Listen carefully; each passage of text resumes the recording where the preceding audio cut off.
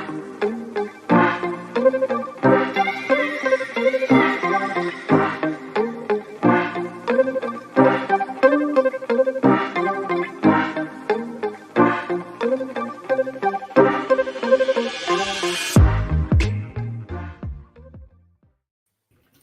love that music. Hey, everybody. Welcome to CRE Power Hour. It's the amazing Stephanie Gillison and myself, also amazing, Lisa Marie Wand. I'm feeling a little giddy after the 4th of July holiday.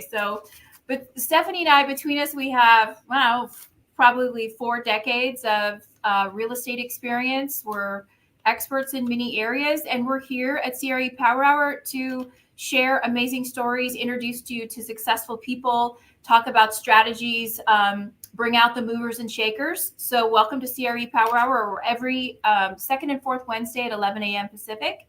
So our guest is running late today. So guess what? You get a treat. Stephanie and I are just going to do some ad-libbing, talking about commercial real estate. Let's just be real. They love it when we're real, right? Yes. We got the beeper ready to beep us out and that kind of thing, right? So what do you think, Stephanie, about what's happening just, trend-wise in commercial real estate right now? What we're finding, and of course, we're doing business, I think, in 40-ish states, multiple different countries. So our market is very broad and large, but we're busy. We're busy. Like, we're not seeing anything slow. We're seeing a lot of people, doing what we do, not only doing commercial real estate, development deals, and selling businesses. There's a lot of people looking to get into the space. We've had an influx of people from outside of the US contacting us, wanting to get into some of these systems and corporate franchises we represent and so forth. And so when I read the headlines, there was more today that said commercial real estate the bubble's about to bust. I don't necessarily see that. What about your market? Are you seeing that? You and I are on the same page. People ask me, sometimes people will come up you're at an event or you're at dinner or something, and someone's like, oh, what do you do? I'm a commercial real estate broker and I help people sell businesses. So that's the great thing about what you and I do, our teams, is that we really can go full circle. Yeah. We can help them lease a space or buy a building or buy a business, and then we can help them through the life cycle to where they have their succession plan and they're ready to go do something else. And I feel like that gives us a competitive advantage, don't you? Absolutely. There's not just one specialty. We both run teams, and we've got people on our teams that have different niches and specialties carved out. But I think that's what makes us not necessarily feel or recognize any pressure, that might be happening in the market. I mean, the interest rates are high, but people are still investing, people are still buying, people are still building, and people are still expanding. It's so true. So to answer your question, when people will come up to me, people in the business, or if I meet someone or, a past client, and they're like, so you're hurting. How's it going? Yeah, commercial real estate, huh? And I'm like, it's awesome. Our business is awesome. We are doing great. I don't know about anybody else, but we're kicking butt. And it's true. I think we've closed 4 pretty significant deals in the last maybe 5 weeks. I'm seeing a lot of people taking advantage of SBA loans, which I think is a really smart thing to do. I'm a huge fan. We've had a couple of SBA people on, most recently Sandy Gordon, talking about the 504 program. So if a business owner wants to purchase a building, but they're a little bit afraid of the market, then the SBA is the way to go. So we've been representing a lot of SBA buyers. Interesting on the business side, right, Stephanie? I'm seeing more people wanting to purchase businesses and pull themselves out of corporate America and looking at strategically how can we make that, how can we leverage to make that happen? What do you think? Yeah, 100%. I think a lot of our clientele is those entrepreneurs that are coming out of corporate America that have decided to, be their own boss, but grow something larger than just their weekly paycheck and their 401k contribution that their company's doing, which is a phenomenal segue because Matt is here now. Yeah, you're here. We're so glad to see you. How's it Good, going? doing really well. Good morning and good afternoon to you, Mr. Mary, Stephanie, and all who are watching us. Apologize. Traffic in Southern California is unpredictable. It's okay. We all I'm have been faced with it.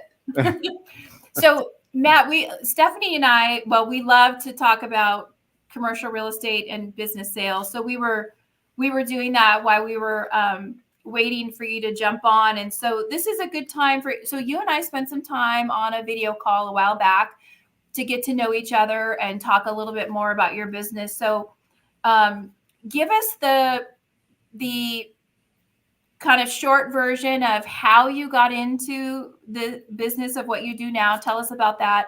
And what do you love about what you do every day? Great question. And this is a segue to what Stephanie was saying. So I too come from 30 years of corporate background. And I finally realized that I've been making a lot of people become rich by working very hard. Income was good, can't complain, but there was a limit for it. Yeah. Whereas as a business owner, which I guess I became smarter, I said I want to start my own business. Now, I work as hard, except that there is no ceiling for my income. I've got that freedom of controlling my time. What do I want to spend my time on? So these are all the benefits that individual can gain by owning their own business. Not only your income is unlimited, the harder you work, the more you're going to earn, but also you have freedom of time. We all have family, kids, obligations, and instead of begging your boss, hey, can I really take time off because something has happened? It's your business. You're the You boss. can say, Matt, I deserve the day off today. Take it. That's right. That's right. You're going to stand in front of the mirror and say, okay, I'm going to take the day off. Yeah. Sure, you got it. So talk to us about what you specifically focus on as far as business sales. So we are very much industry agnostic, and that has to do with my background. I mean, like I'd love to um, I'd love to know about everything. It's because it's you look at around yourself, the world is full of colors. So why should I limit myself with all these variety of businesses and business owners? So we're very much industry agnostic. We've sold businesses into almost every industry. Uh, I believe that as a professional business broker, we owe all the business owners, whether they're going to sell their business for $50,000 or $30 million, it doesn't matter. In our agency, we are here to help them because they worked hard in their lifetime. They're ready to exit their business and they need a professional to handhold them and help them out. So we help at all levels of revenue from the business owners, as long as they're willing to work with us. Yeah. What do you like? What types of businesses that you've sold in your career? What are some of your favorites? Oh, well, obviously, engineering and technology were one because my background is in engineering. Yeah. So that's really fun in terms of really understanding what the seller does and being able to translate it into layman language and explain it to the buyers. Um, we have had medical practices, we've had 3PL type businesses.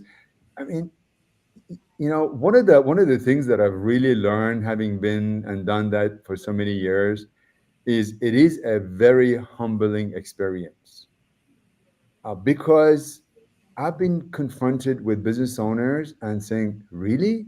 You make money doing that? You are, I mean, I'm sure you all have experience, Yeah. right? Yeah. Wow, you are really smart. I could have never thought of making money doing what you do. Yeah. So it is a very humbling experience.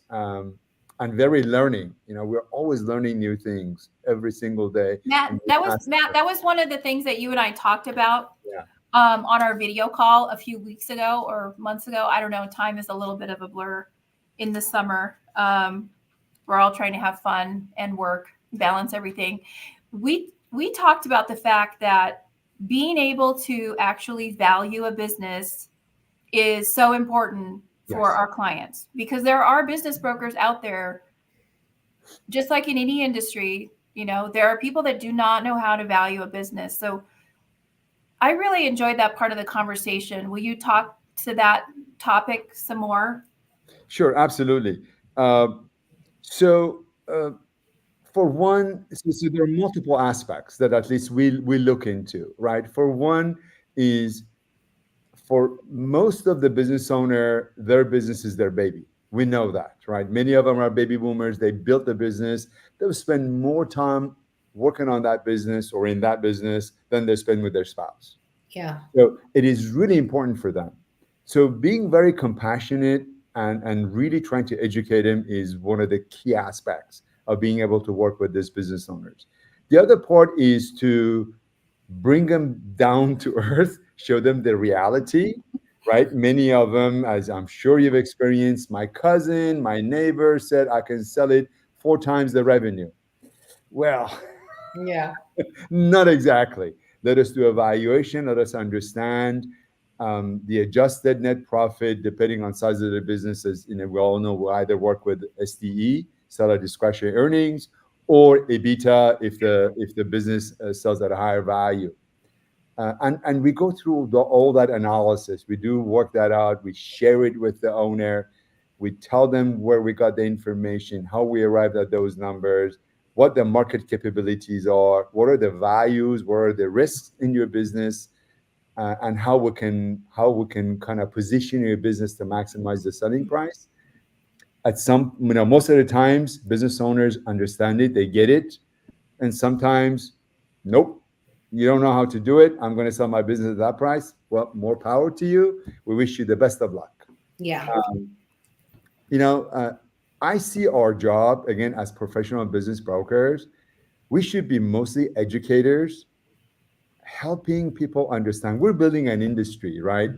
I'm kind of a bit diverting, but I can speak in California. I'm a member of California Association of Business Brokers. We talked about it.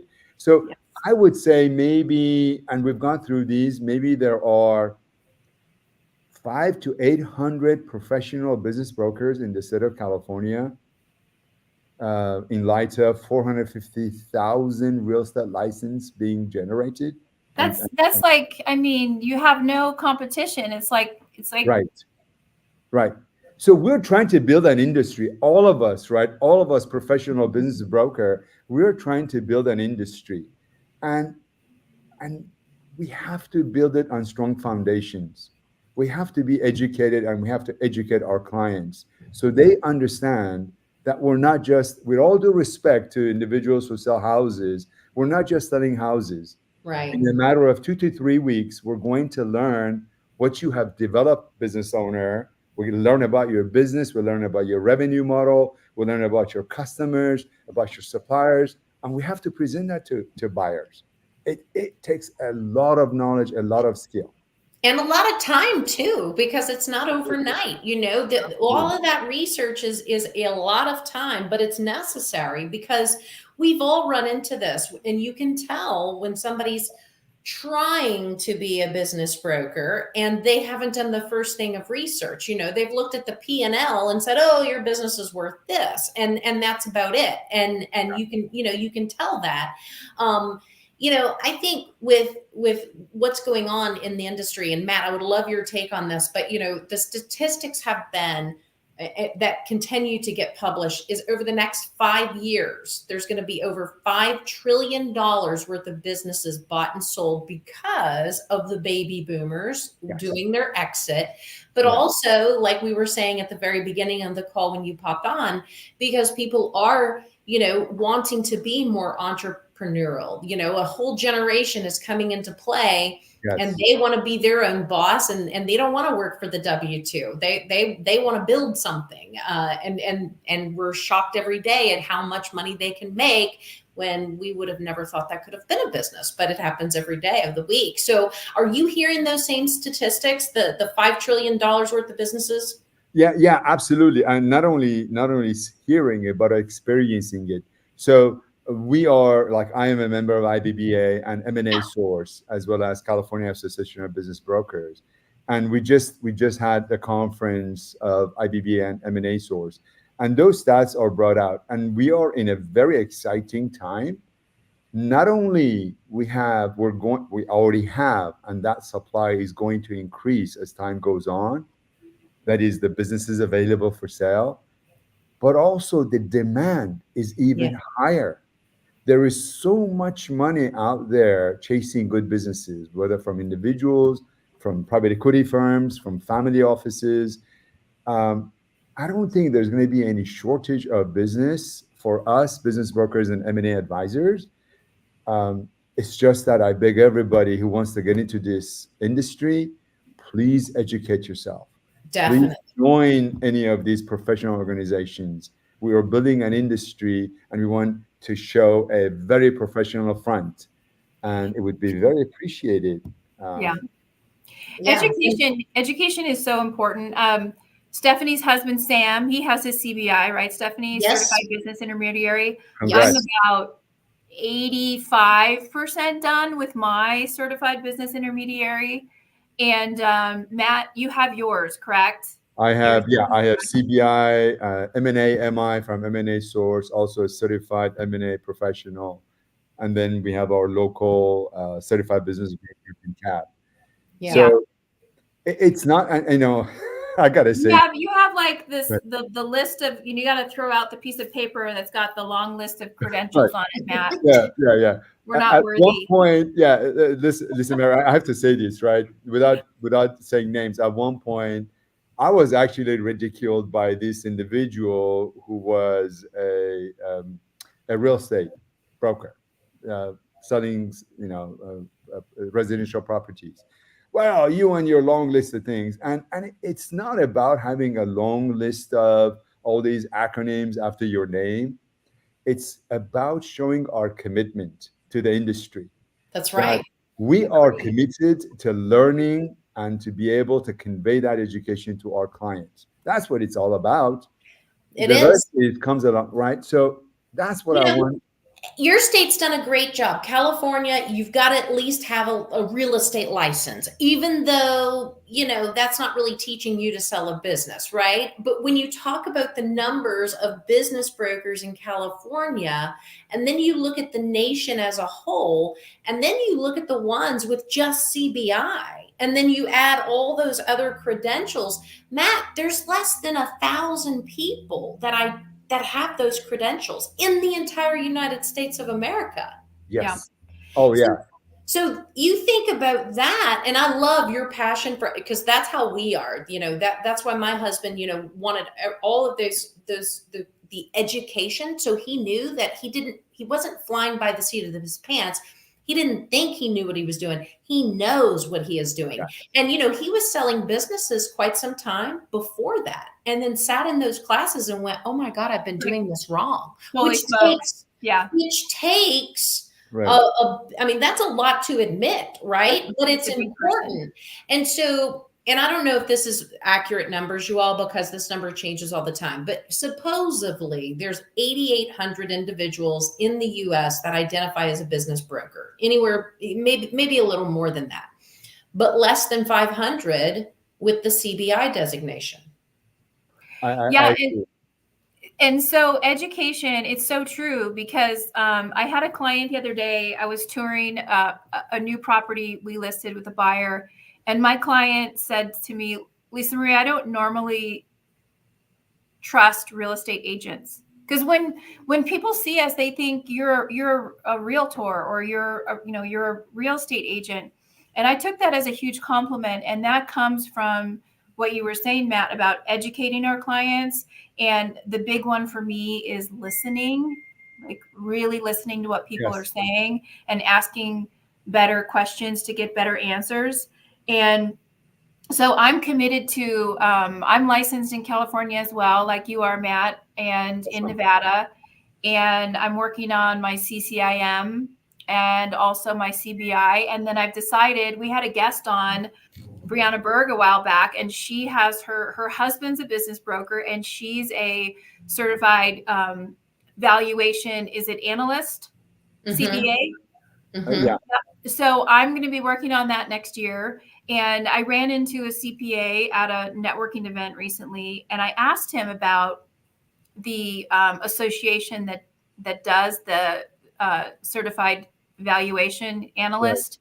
He said, as a CPA, some of the best training he's received in his career. And, CPAs are way higher up on the scale of trusted individuals than real estate agents. We're kind of like at the bottom by the used car salesmen and the attorneys, although we're doing a huge service for our clients. So Stephanie and I appreciate that idea of educating, because most people don't know what business brokers are. Most of them don't have real estate licenses. I found that out when I went to my first IBBA conference like 3 years ago. I was like, the wild, wild west. That's exactly what I called it. That's right. The wild, wild west. And, the other thing, just switching gears a little bit, Matt, that I find is so very important in selling businesses is timing. Mm. What are your thoughts on that? Timing in terms of being like on top of the process. I think I'm talking more about the seller side, because if they want to get fair market value for their business, then they need to be selling it at a certain time versus what Stephanie and I might call the fire sale, when, someone's sick or someone's passed away or they want to move. Or so to me, timing, and that's part of where we can educate people. What are your thoughts on that? Right. No, absolutely correct. So, and I can think of it in two different viewpoints. One is the much broader view, and I can give you examples. Great. Back in actually there was a publication, a research study published by the Pew Institute of Research in 2016, which I came across. And they were saying that, wait a minute, January 1, 2010, the first baby boomer turned 65. So back then there was expected that we should see a huge flood of businesses coming to market, and it didn't happen. What happened? Why? And the answer was, after they interviewed so many business owners, the answer was the 2008 crash. And because, as we know, for many of the baby boomers, their retirement fund comes from the proceeds of the sale of their business. Yes. So they said, well, we have to work another 10 years to get it back to where it was. So now fast forward, well, from back then, it was last quarter of 2019. And I remember having these conversations with almost every business owner that I met. And I was telling them, look, you're doing really well. The market is doing really well. There's a lot of money out there chasing good businesses. You've got a great business. Next year, we know is going to be, it's an election year, and return to 2020, right? The chances are it's going to be a very hectic year because of what's going on. So if you have any inclination of selling your business, now is the time, because you never know what's going to happen next year. You may have to push it to 2021 then. People may just wait. In the election year, people just wait to see. And then what happened? And COVID hit, right? COVID, yes. COVID hit. Now, as probably you have seen, many of those business owners are in their 70s. People who call us late 70s. They are completely out of runway.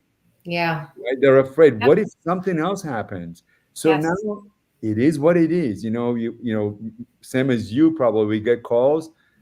I want to sell my business yesterday. And we do business valuation. I'm sorry. I know you wanted, for example, I'm throwing numbers out, $4 million, but your business is only worth 2.5. What would you like to do?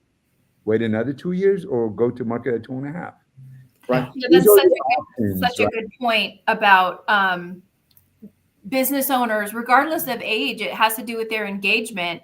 Are they in it still, or are they like you said, they're running out of runway, either, time or just that level of enthusiasm and juice that they had about their business when they started it. They may have other things going on. And sometimes that's a challenging client because Right. where their business is at as far as value and what they're wanting it to be can, it's not always aligned. And time is of the essence. So pricing is so important, right? Exactly. And going back to your first question, Lisa Mary, is being that trusted advisor, right? We don't tell them, yes, I'm going to sell it at this price only to reduce the price 3 months, 6 months. We're very upfront with them. Look, here's the business valuation. We told you that your business is worth 1.4 million. I know you want 2.5 million, but it's not going to sell at 2.5 million, right? If you don't trust us, we appreciate it, but that's what we can do for you. And many of the business owners, as you may have experienced, they really appreciate that honesty and upfrontness, because we know we're not going to give them a runaround. So again, goes back to being educated, knowing how to do a business valuation, and then providing what is to the business owners, and be truthful to them, be trustworthy. What would be, because there's so few business brokers in the United States, and especially licensed or certified business brokers, if the people listening are thinking about, wow, this might be an interesting career, what would be something important that you would want to share with them? Great question. Regardless of which state you are within the United States, please reach out to your local business broker associations. For example, in California, we have California Association of Business Brokers. Nevada, there is one. Yeah. Reach out to them. It provides two major services for you. One, you can become part of a community of professional business brokers where you can learn from, talk with, and network with. Number two, you can become part of their education. And many of these associations provide educational courses. And if not, many of them do work with IBBA, International Business Broker Association, as an affiliate.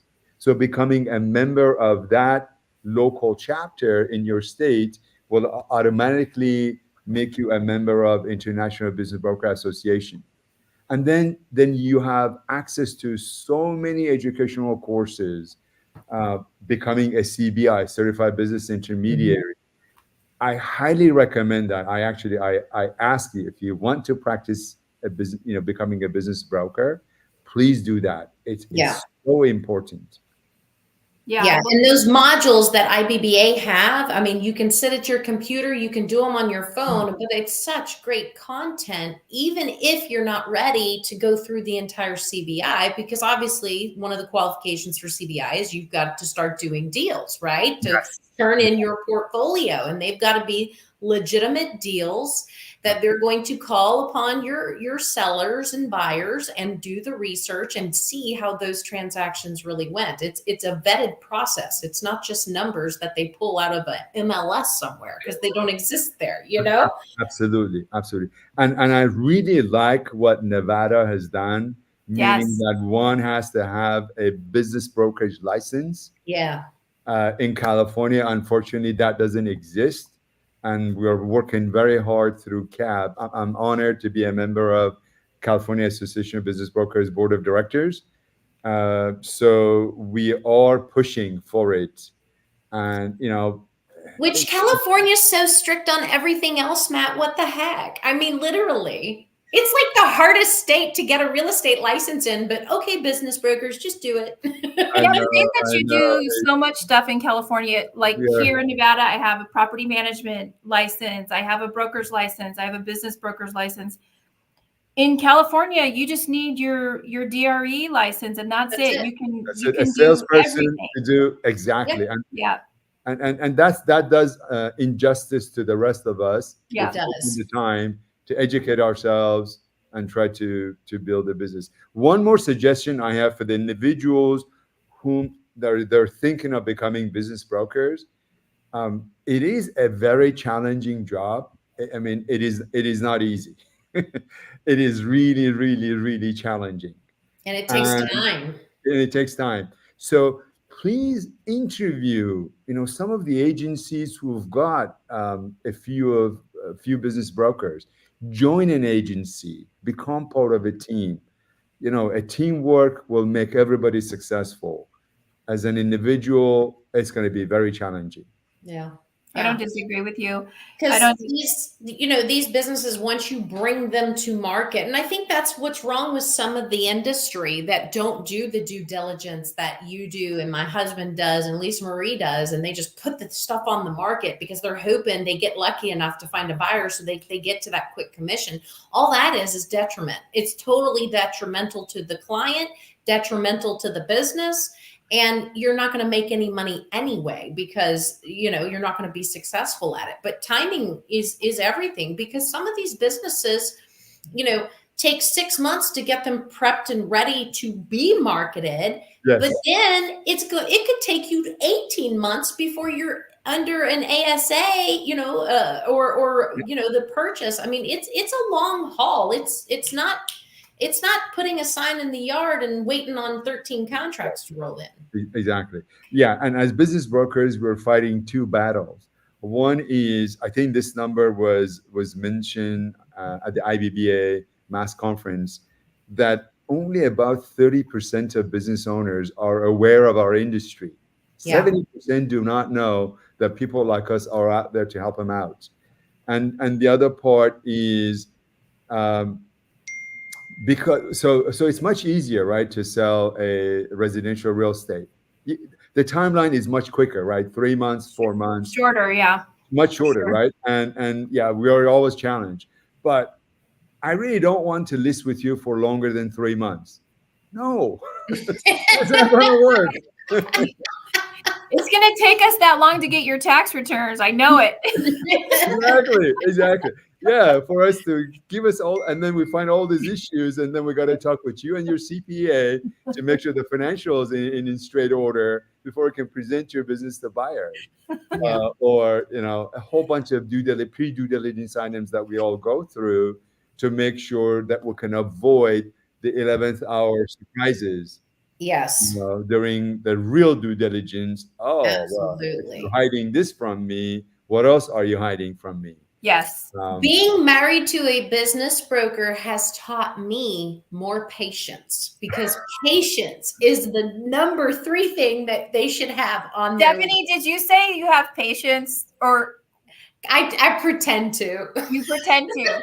Well, that's also, why he runs all the business side of the coin and I stay on the real estate side of the coin, because I don't have the patience he has. But being involved in the deals and the transactions and understanding and knowing what all's going on, there's so many moving parts. Yes. And there's so many dreamers. There's so many dreamers out there. There's a lot of people that just assume if they like a business, they have the resources to buy a business. And that's not true either, because, there's a whole bigger process to go through when trying to borrow SBA money. There's a whole bigger process if the business is tied into a franchise, right?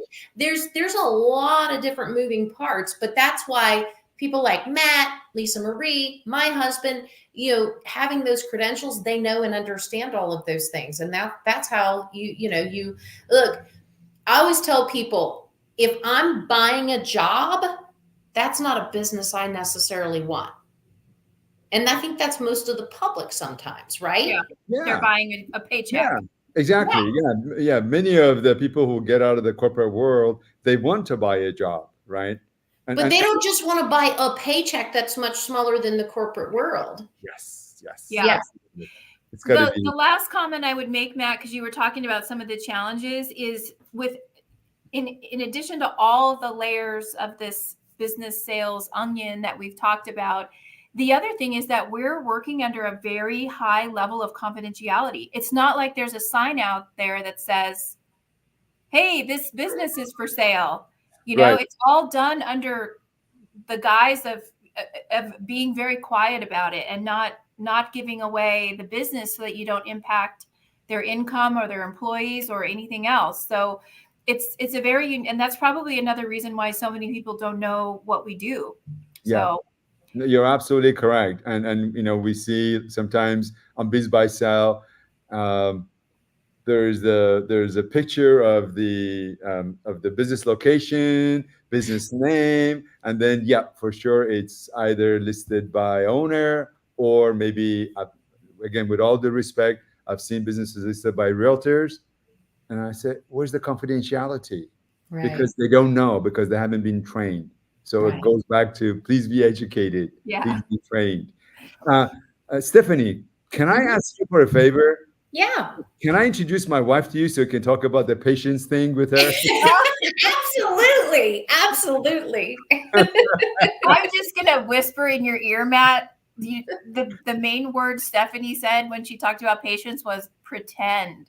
Oh, okay. I missed that. Went over my head. No, the thing I love about Stephanie is she and I have very similar. It's like we like we can make educated, quick decisions, and some of this business brokering analysis takes a lot of time. So it's good for us to partner and leverage people within our Absolutely. organization Yeah. that specialize in that part of it.